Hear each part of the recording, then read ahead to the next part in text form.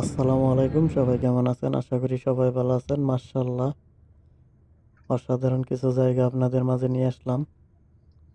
এটা মক্কায়।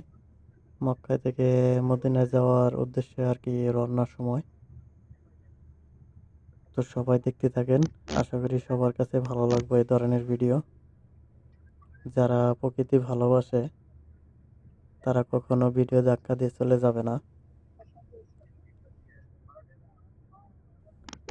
তো অবশ্যই আমারে কমেন্ট করে জানাবেন কার কাছে কিরকম লাগতেছে। বাইরে অনেক রৌদ্র ছিল, হয়তো তার জন্য খুব একটা বোঝা যাবে না।